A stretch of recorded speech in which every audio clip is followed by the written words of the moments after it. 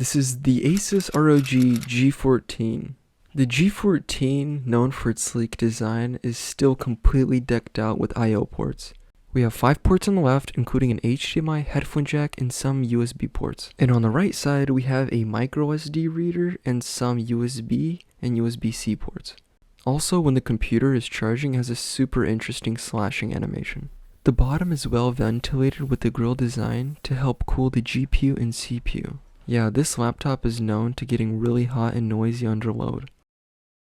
The screen opens smoothly and to a maximum of 135 degrees, which is honestly plenty.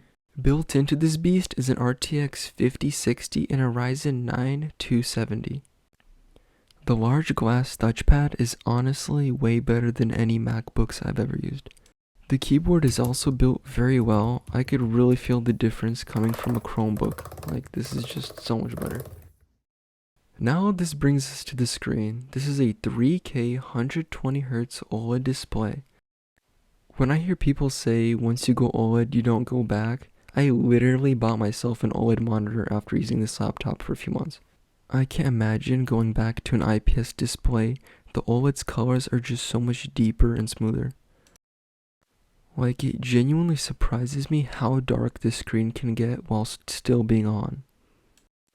Now, everything thus far has made this laptop seem like it's perfect, but it actually does have one serious downside.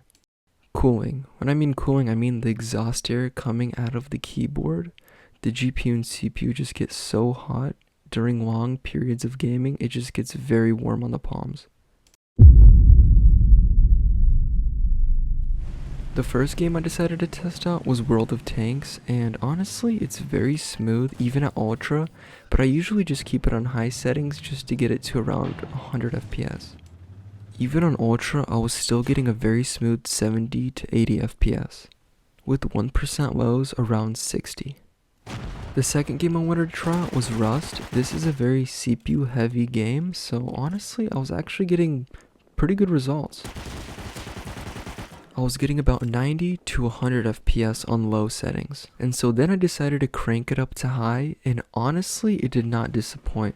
I was still getting very stable FPS. Like, this somehow looks better than my desktop PC that has an RTX 3080 in it.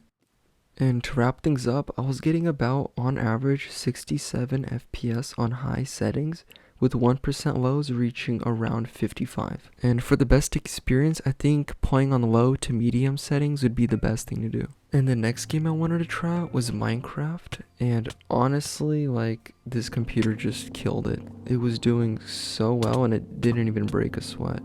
And the entire time the monitor was being fully maxed out and you could just not even feel the 1% lows. And to wrap things up here, I was getting on average 119 FPS with 1% lows of 112. And the last game I wanted to try out was Stardew Valley. I know this game only runs at 60 FPS, but it's just mainly for the visuals, and I was very happy with it. Well, here are the end results. I'm very pleased with how it performed. And as I mentioned earlier, the only major downside is just how hot this thing gets and just how loud.